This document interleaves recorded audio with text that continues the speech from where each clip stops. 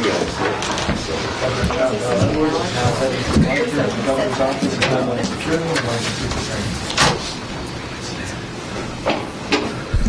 afternoon, everybody. I want to thank you for being here, for tuning in. Before we start with the coronavirus update, we do have I have to start with a more somber note, actually. Yesterday, we had one current Baton Rouge police officer and one former officer who were killed in separate incidents, and another is still in serious condition. I know how much we appreciate law enforcement officers who, every day when they go to work, they put their lives on the line for us to keep us safe, and obviously we can't do enough to show our appreciation or to repay them or to thank them, and so I'm just going to ask everyone to lift the families of those three officers up in prayer. And the rest of the briefing isn't the message that I had hoped to deliver either. Yesterday afternoon, we spent a number of hours looking at all of the data, and I spoke with 4 different epidemiologists from across the state. I met with medical experts from the Department of Health in order to determine where we are in relation to the spread of COVID-19, flattening the curve. We looked at the data, as I said. We used the reopening plan from the White House as our guidepost and followed the science. Obviously, my hope, as I had expressed to you all before, was that we would be taking bigger steps toward reopening and moving toward some semblance of normalcy than what I'm going to be able to announce today. But the fact is that we just don't meet the criteria. And that is why today I'm announcing that we'll be extending the stay-at-home order, which expires on Thursday, April the 30th, until May the 15th. Now, for sure, there are some promising signs about flattening the curve at the state level. And in fact, we're going to report numbers today, if you haven't seen them, because I think they've been up already. 295 new cases, bringing us to a total of 27,068. Sadly, we're reporting 27 new deaths for a total of 1,697.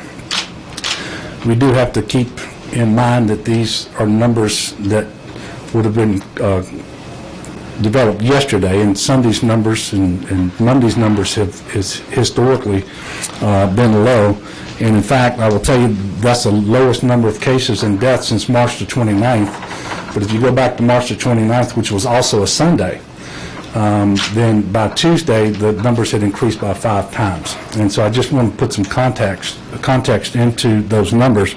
Obviously, we like to see low numbers anytime we can see them, but we want to make sure that there's an expectation that things might increase again. Now, I certainly don't expect a 5 times increase Tuesday, and I hope we don't see that.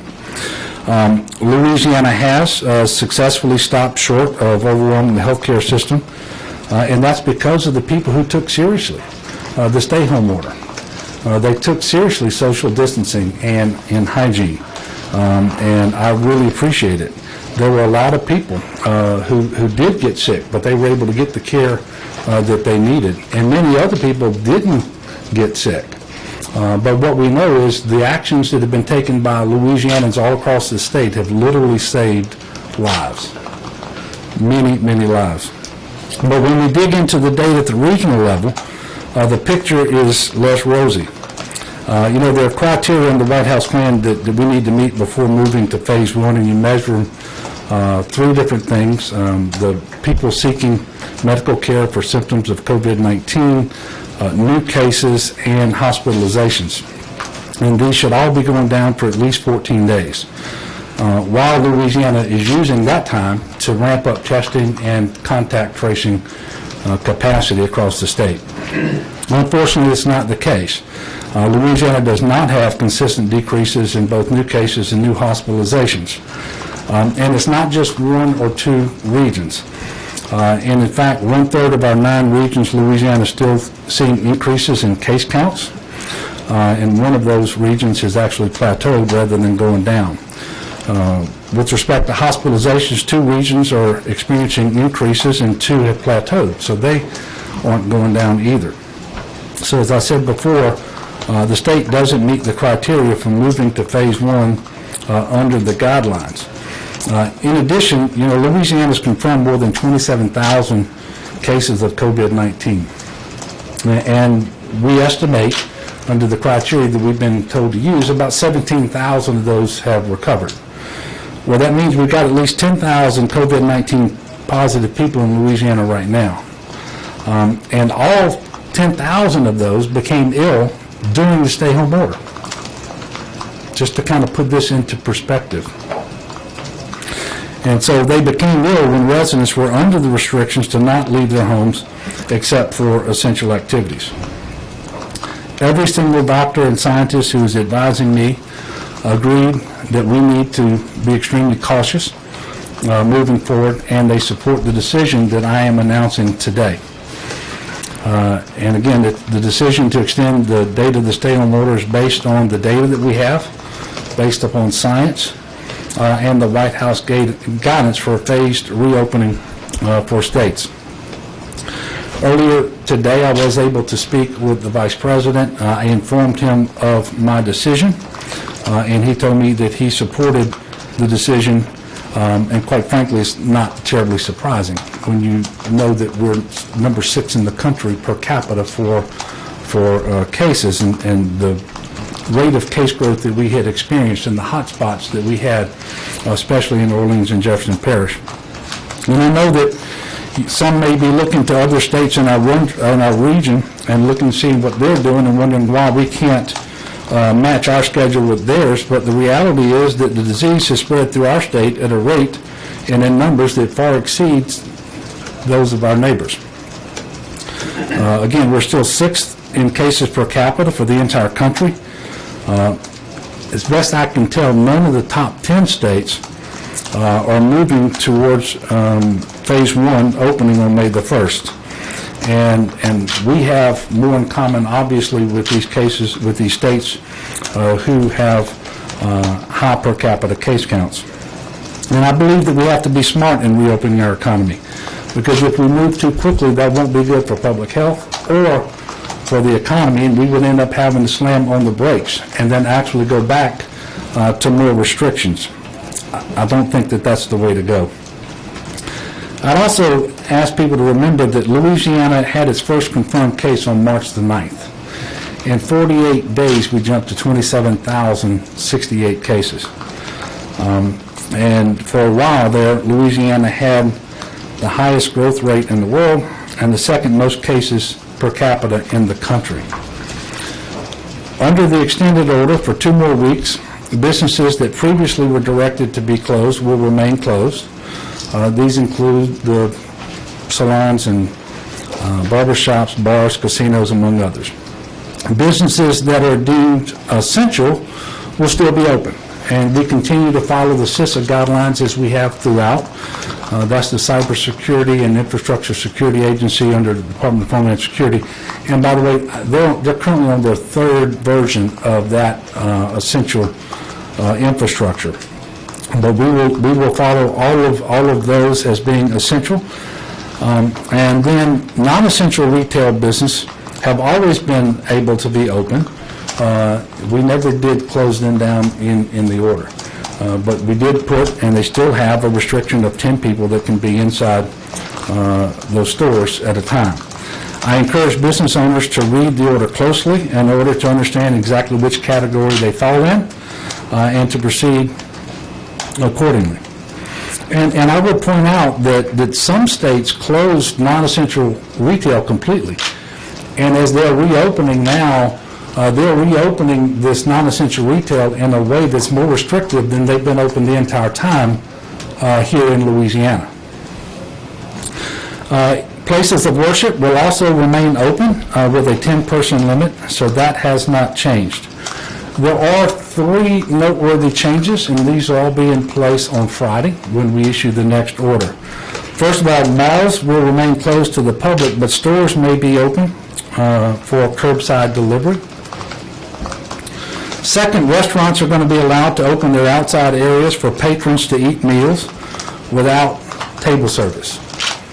So You're not going to be able to sit down and have somebody bring you the meal, and they're not going to wait on you and so forth. But if there's a table outside at a restaurant, when you pick that meal up, then you'll be able to eat it at that table. Obviously, social distancing from others so that you're not closer than 6 feet.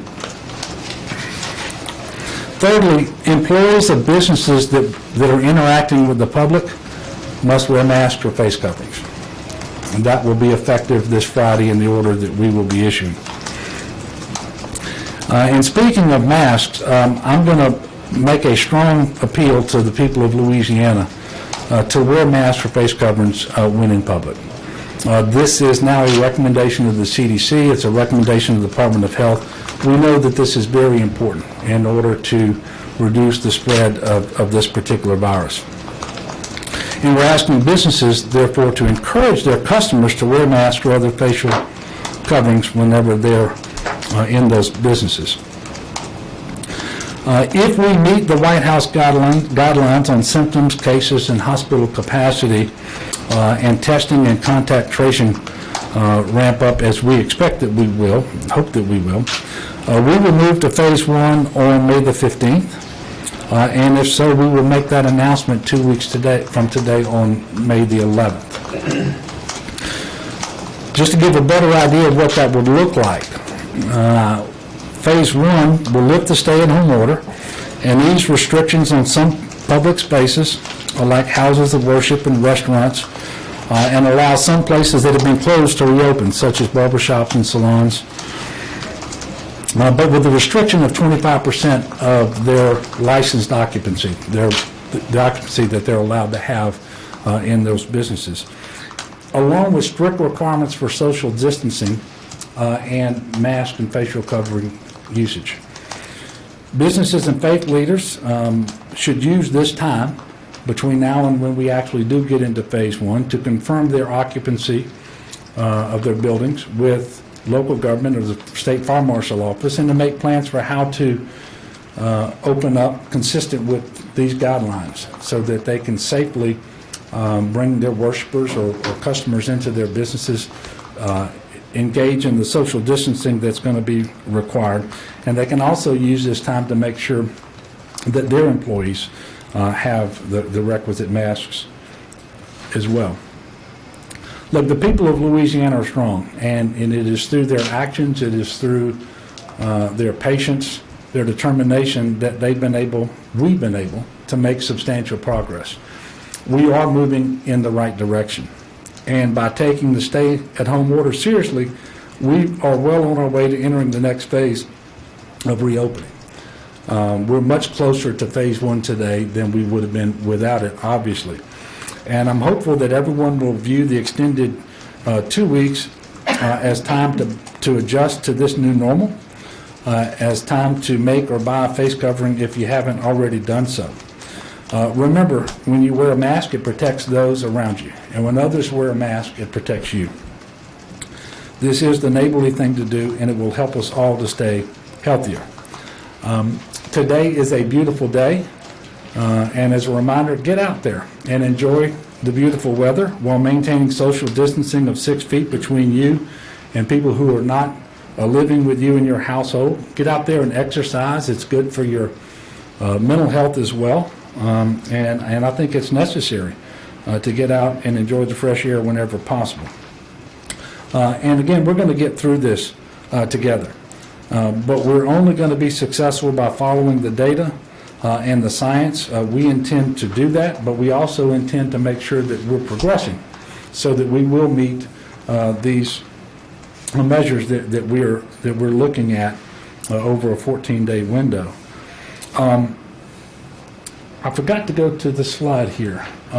You can, actually it's been up there, but you can see those areas where cases are increasing or have plateaued and are not decreasing, and where hospitalizations are increasing or have plateaued and not decreasing. So obviously there's a lot of good work going on here. It's just not enough that we feel comfortable, because what we can't do right now is create new hotspots when we don't have the ability to adequately test those that we already have. until we can ramp up that capacity. And so that's why these criteria were selected in the first place. And I'm going to ask Dr. Bu to come up and provide a little more context for these numbers. And then after that, we will take your questions, and he is the expert. And so if you have really detailed questions about the information you're seeing on the graphs, I would ask you to go ahead and address those to Dr. Bu while he's still at the podium. Thank you. Dr. Bu? So as the governor noted, we've been working as a team both internally within the Department of Health and the state, but also with external experts, epidemiologists, scientists, doctors, really since the beginning, but most recently focused on how to interpret the plan and how to build a plan for reopening Louisiana that focused on a lot of the data that the White House has pointed to. We agreed with the White House recommendations that really it makes sense to look at this continuum of factors that represent a potential pathway that people take when they're COVID infected. Looking first at COVID-like illness. These are people presenting to emergency departments and other healthcare settings with symptoms consistent with having COVID-19. We've talked a lot about these in the past: cough, shortness of breath, fever, sore throat, and actually the CDC has added to that list shaking, chills, losing your sense of taste or smell. We measure that already. We've been measuring that for some time. Next, somebody with those symptoms should go on to get tested. And what we would then see is that if somebody actually has COVID-19, they should show up as one of our cases. So the next thing that we look at is what's going on over time with our cases. And then unfortunately, we know that anywhere between 12 and 14% of individuals on average who are diagnosed with COVID-19 will unfortunately become ill enough that they need to be hospitalized. And of course, when we're thinking about the plans to reopen the state, the most critical infrastructure that we need to be thinking about and preserving is our healthcare system's ability to respond to people who are ill, to reduce the likelihood that there's not adequate resources to treat them, and that we avoid avoidable deaths. And so hospitalizations is the third measure that we spent a great deal of time looking at. My team and external experts reviewed all of this data, and as the governor noted, our assessment was that we were not going in the right direction in a number of regions, and our strong recommendation to the governor was that it was too soon to remove the stay-at-home restrictions at this time. I will also say, though, our feeling was that the measures that we are taking currently are working. As the governor noted, we have 27,000 cases, but if you go by our estimates, we think that we have over half of people who've been able to be recovered by this point. But that still leaves 10,000 individuals, around 10,000 individuals that are still out there and likely infected. And when we think about where we started at the beginning of this epidemic with a few cases leading to the widespread outbreak that we have now, and then you think about removing restrictions when you have 10,000 actively infected people, it was the unanimous feeling of myself and all of the experts that was a dangerous situation as we start to relieve those restrictions. We are a hybrid state, and frankly, that's reflected even in the guidance that we've seen from the White House and in our discussions with the CDC. They do not treat all states equally. They acknowledge the fact that the risks are much higher when you have a high burden of disease in your state, and that certainly is the position we're in, as the governor noted, as as number 6 in per capita burden. So we do feel that there is some improvement that's going on, in fact, significant improvement going on, but what this graphic shows you is that's unfortunately not evenly distributed. In fact, if you look at the state from a standpoint of COVID-like illness, cases, and hospitalizations, we see that there are decreases across all three of those measures, but those are really driven largely by Region 1, and that's the greater New Orleans area, which had the highest number of cases, but frankly where we've seen really strict adherence to the stay-at-home order, and we've seen the most precipitous fall, the biggest fall in all of these measures. When we look at individual regions, and maybe we'll go to the next slide, you can see that there are several regions where we frankly have increasing numbers of cases. So this is looking at our epidemic curves, which again were constructed using the CDC guidance.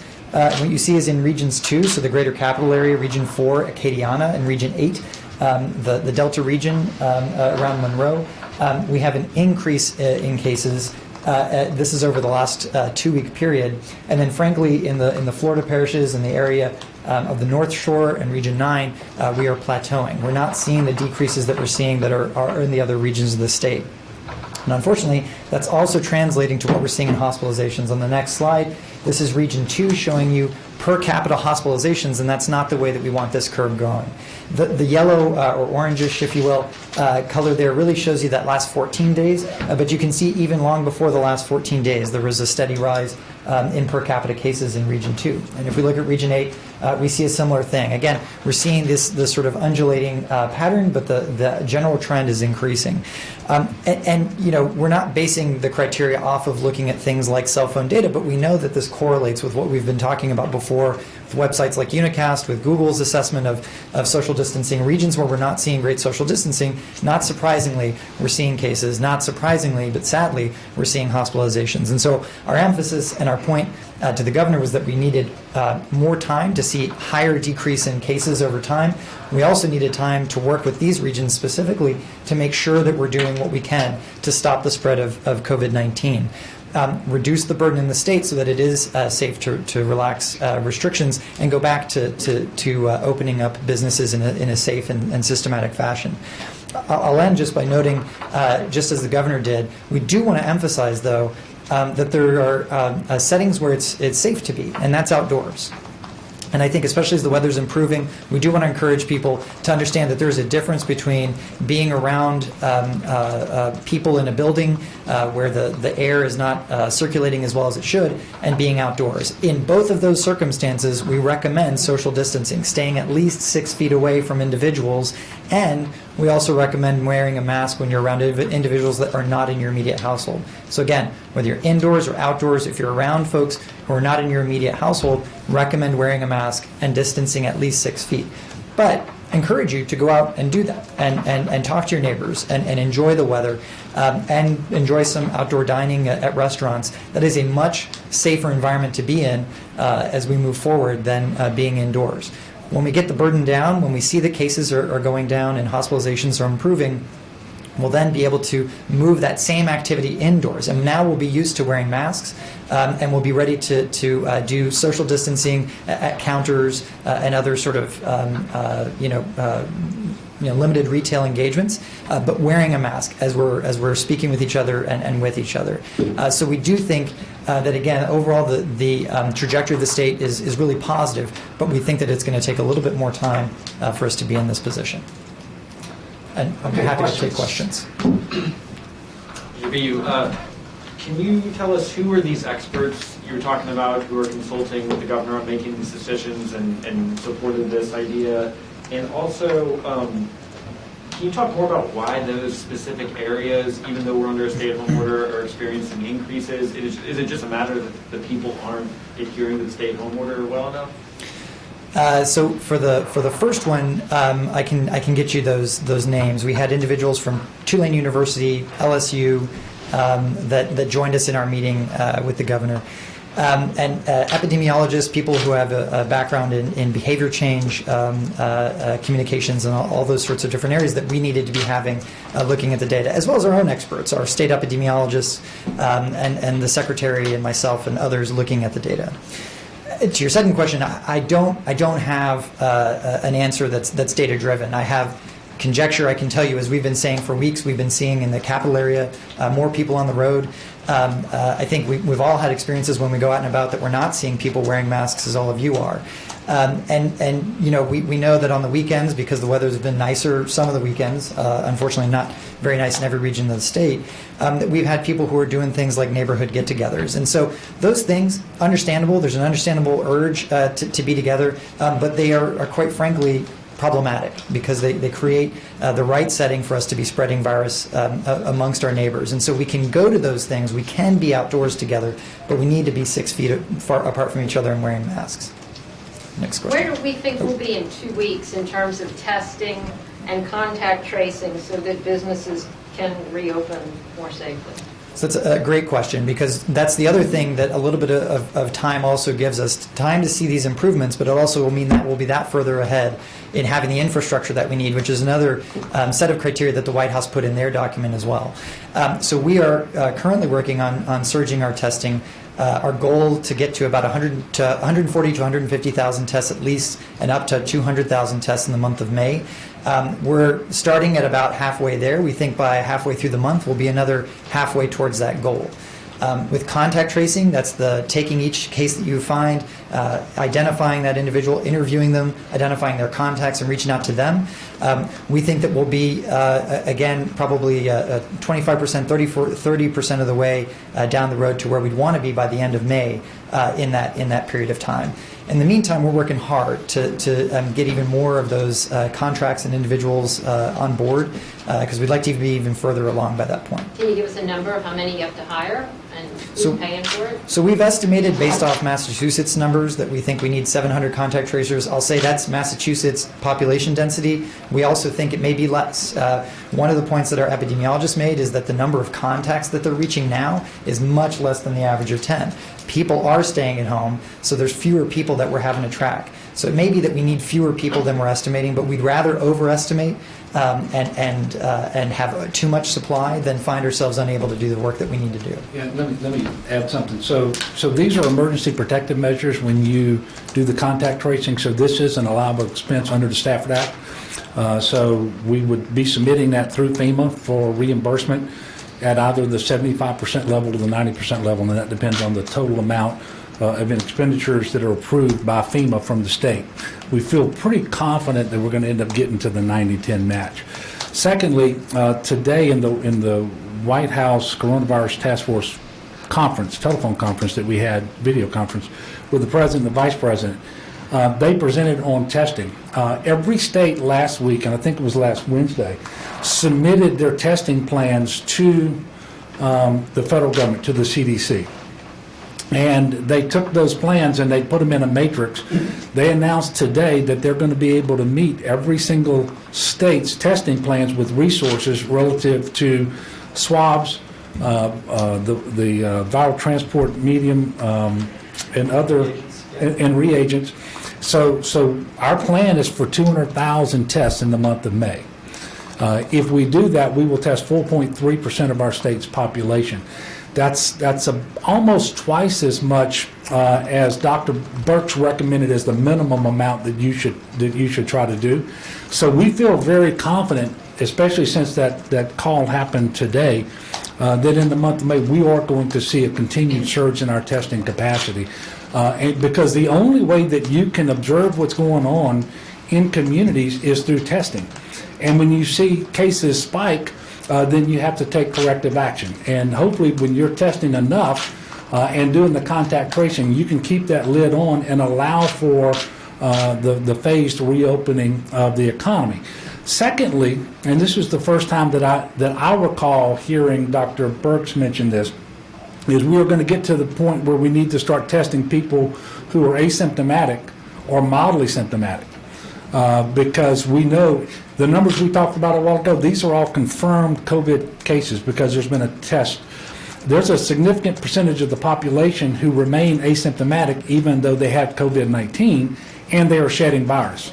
And so we have to start testing in that population too, and those who are so mildly symptomatic that they are not reporting for testing. And that's why we have to ramp up as much as what they're talking about.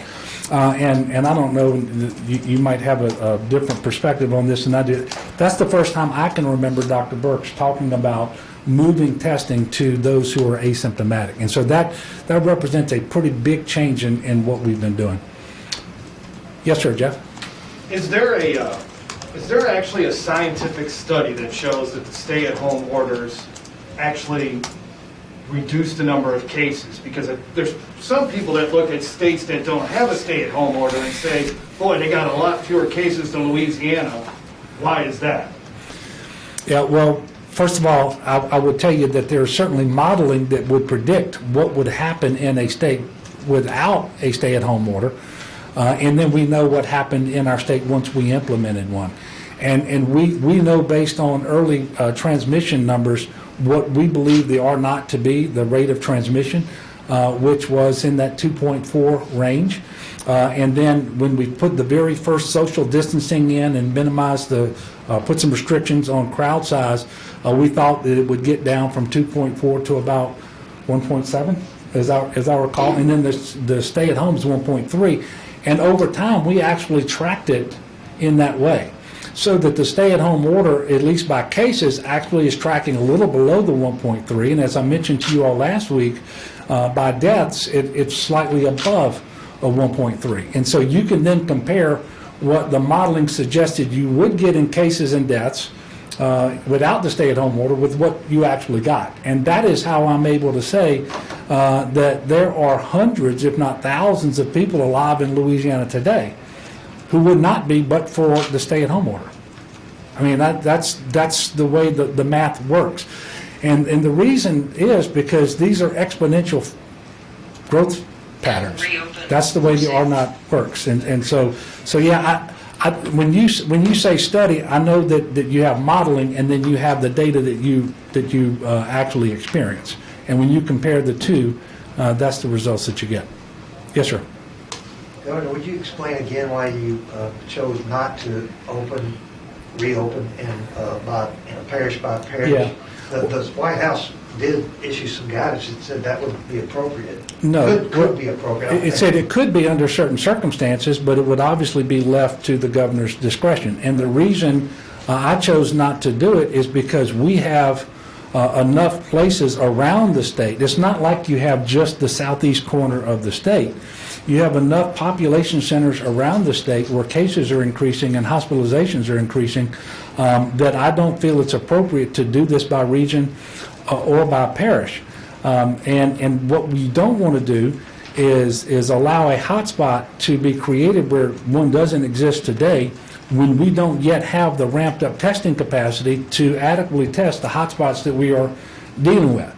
And so for all of those reasons, I decided not to go on a parish by parish basis.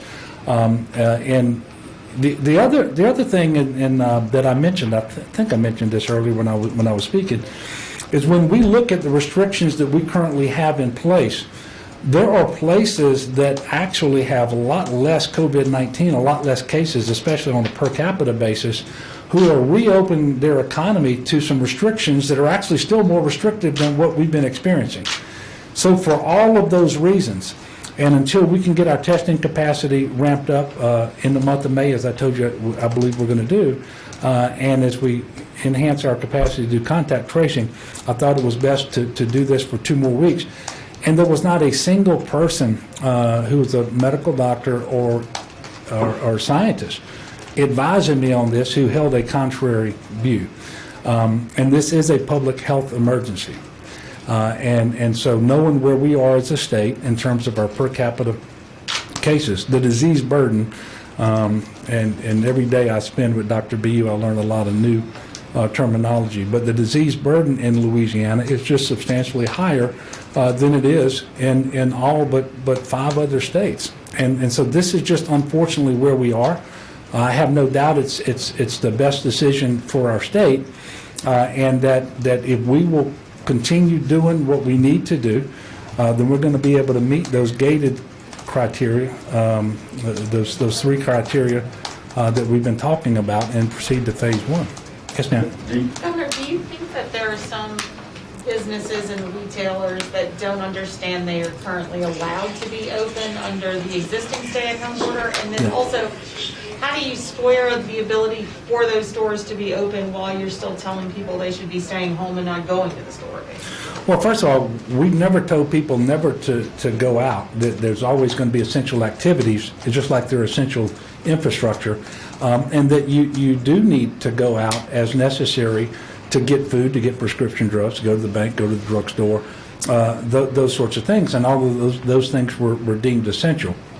Now, it's hard for me to answer your question because what I know is there are some national chains, for example, that have made decisions in their corporate headquarters separate and apart from what the governors of the various states have been deciding. And so sometimes you have these chains that will just close all of their stores regardless of what state they're in, and it doesn't look at how prevalent the disease is or what the restrictions are that the governor has mentioned, or has in place, I should say. And with respect to any particular business, I can't answer whether if they closed and I didn't order them closed, it was because they made a decision to do that, whether they didn't understand what the order was, or whether there was some national chain involved. I can't answer the question, but I am encouraging every business owner to make sure that they're looking at this order and seeing which category that they are in. Yes, sir. Governor, as far as compliance, we've asked you about it in the past relative to the current stay-at-home order.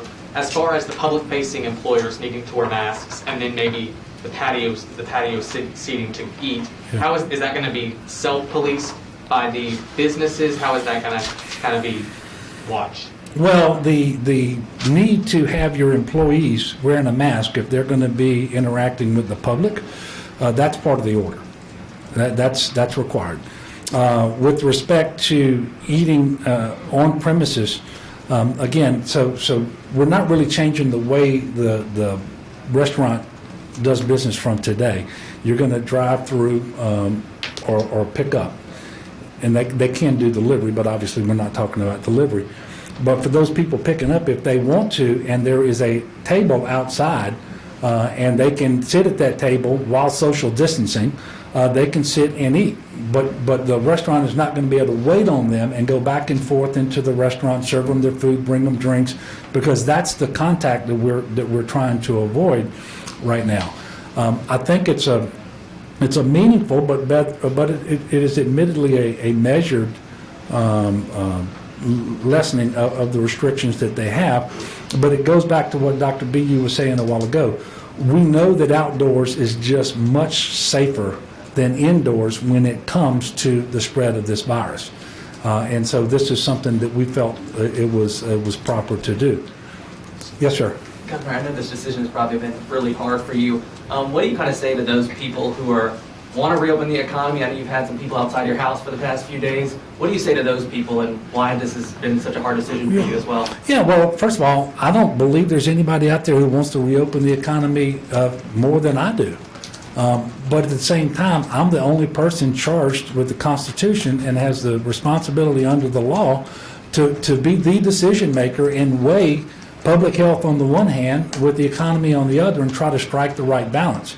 And when you do those things, when you have to make those decisions, you look at the White House guidance. You look at the numbers, where we are over the last 14 days, and you talk to experts, and you try to strike the right balance. That's what I have done here.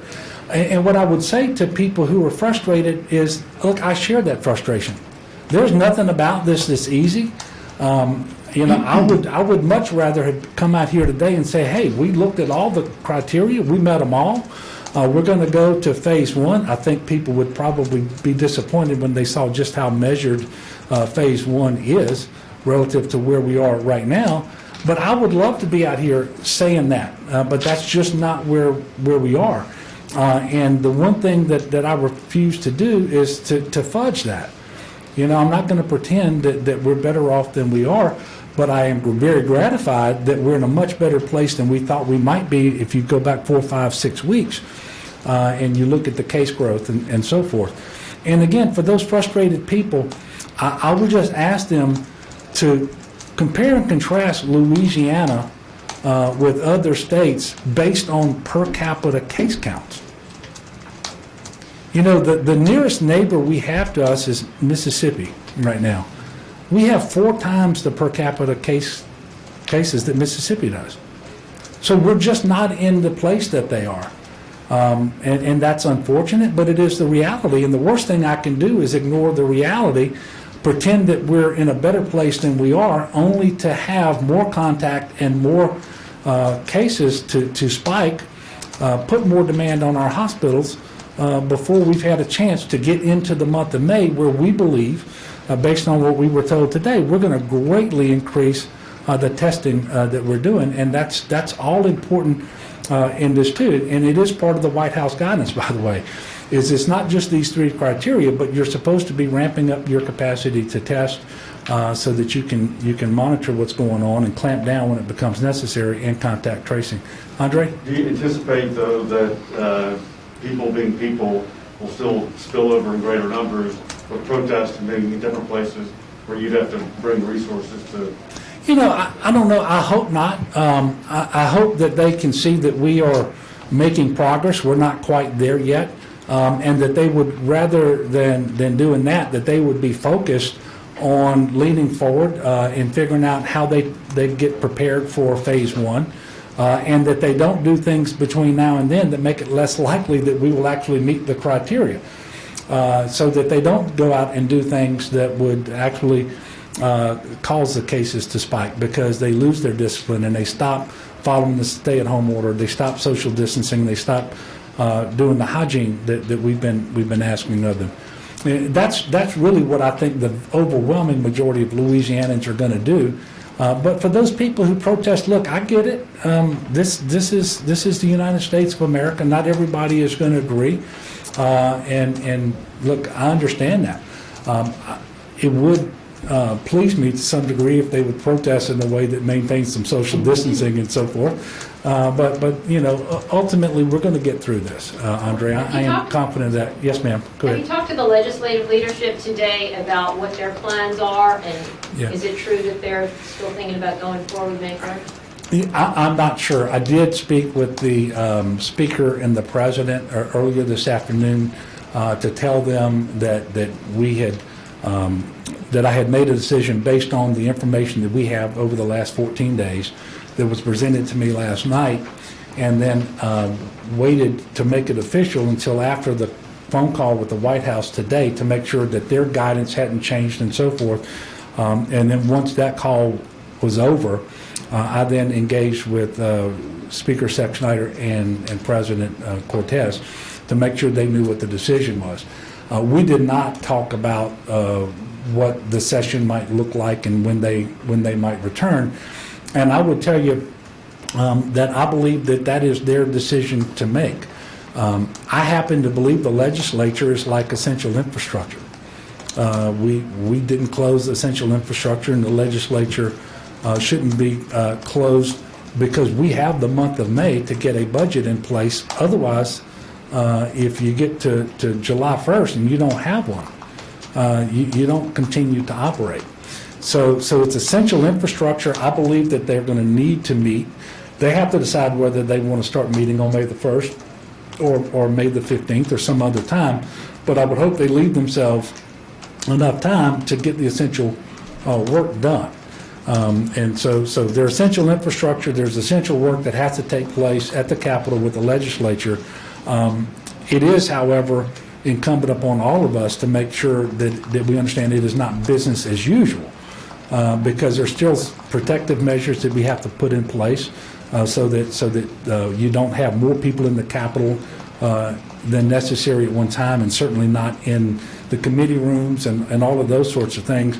And I know that those are things that the Speaker and the President are thinking about. We had a long meeting here, I want to say it was last Wednesday or Thursday, and they were telling me they were thinking about those things. Yes, sir. I'm sorry, go ahead. As you briefed the legislative leaders or your congressional delegation or your mayors today before this, what kind of pushback have you gotten, if any? I haven't gotten pushback because I just haven't. There are some who've expressed disappointment, but it's kind of like the disappointment that I expressed too. I really wanted us to be further along than we actually are, but not anything that I would say was pushback. Yes, ma'am. Governor, you talked about who was involved in the decision-making on this piece of things. Did you reach out to business leaders or anyone on the economic side of things to notify them that this was coming, or to get their input about ways they perhaps thought they could be able to comply with loosened restrictions and still protect people? Well, first of all, we've created the task force, as you know, and we have 15 business sectors that are represented, and they're doing those things right now.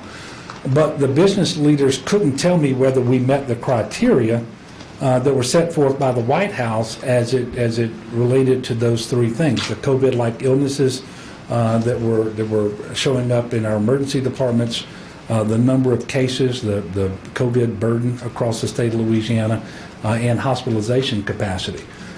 So we've certainly been talking to businesses, but when it came to seeing whether we met those criteria, and then looking at the testing we have in place and our plan to ramp it up and contact tracing, that wasn't something that the business community could inform my decision on. And so we made the decision last night based on the presentation, because you had to have the most recent 14 days you could have, because that's the period of time that we were looking at. And then it wasn't final until I had my call with the White House today, because I wanted to make sure, since we were relying so heavily on their framework, their guidance, that they didn't change that in any way, and of course they did not. Leo, very patient back there. East Baton Rouge Parish has given out a survey to parents and said, go ahead and gear up in case we wind up having to be in home for the fall. Have you heard anything else from Department of Education on how they plan on trying to make up for this year or finish out this year and then start the next one on time? Yeah, well, first of all, they're going to finish up this year through distance learning. Some of it high tech, some of it low tech, and we've talked about that. I haven't heard about any statewide plan that would start looking at next fall yet. I suspect there are multiple districts around the state that are trying to get ahead of things and try to figure out what they would do under certain circumstances.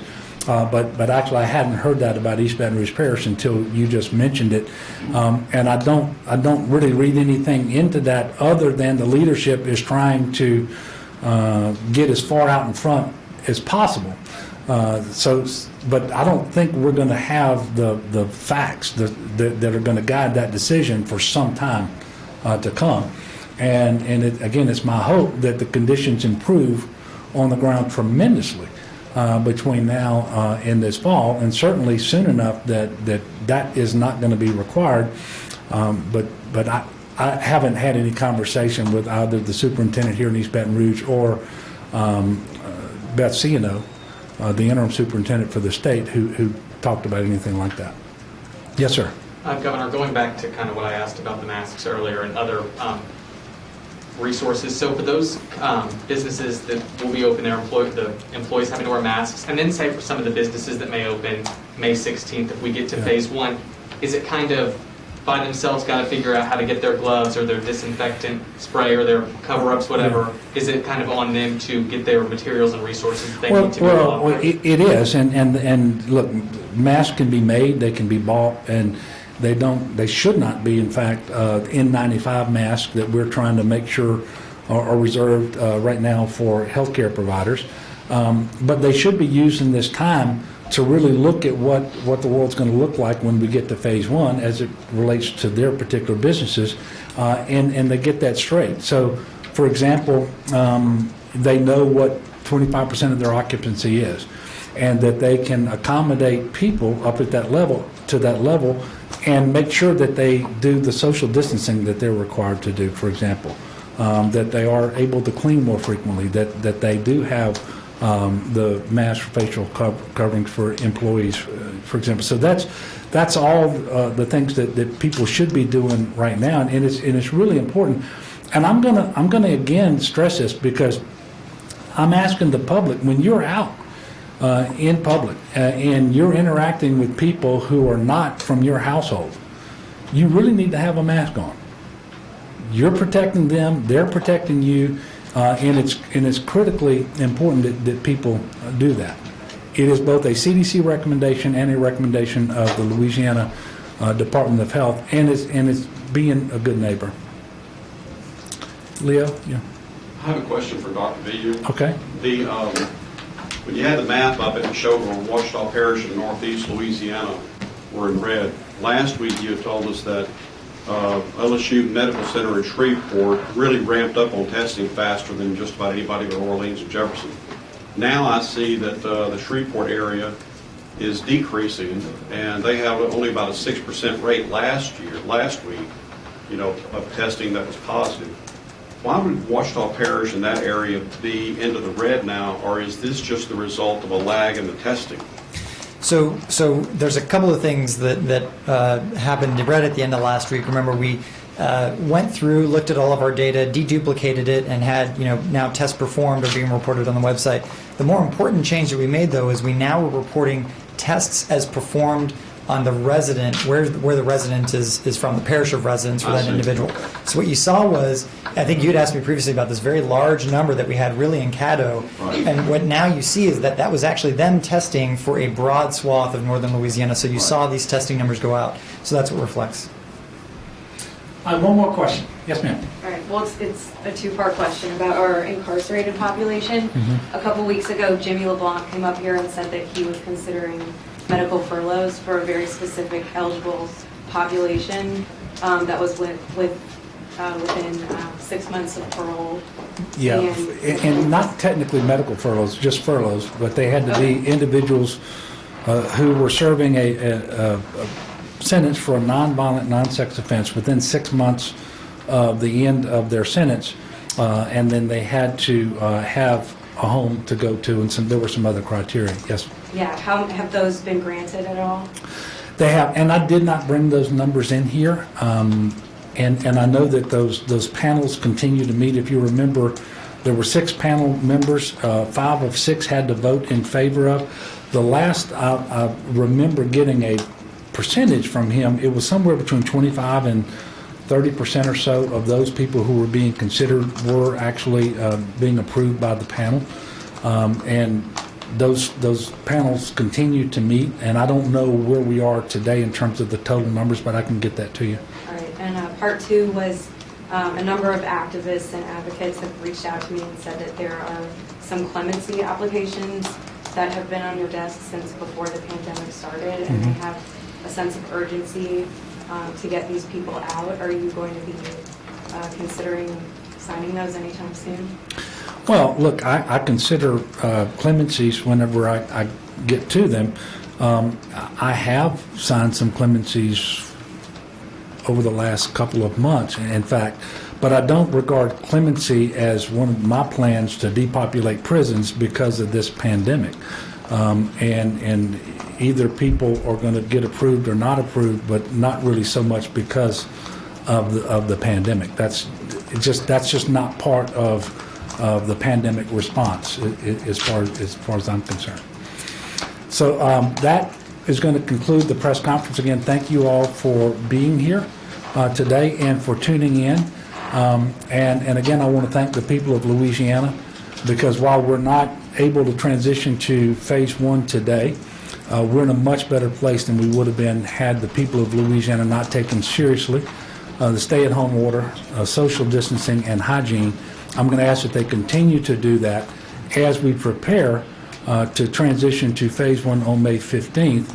And of course, that assumes that we continue to move forward and that we do meet the threshold criteria that have been set forth by the White House. In the meantime, we're going to continue to work this extremely hard. We're going to continue to work to increase our testing capacity and our contact tracing capacity so that all elements of the White House plan will be in place and we'll be able to move forward. So thank you all very much. We'll see you tomorrow at 2:30. We're back at 2:30 tomorrow. Thank you. And thank you.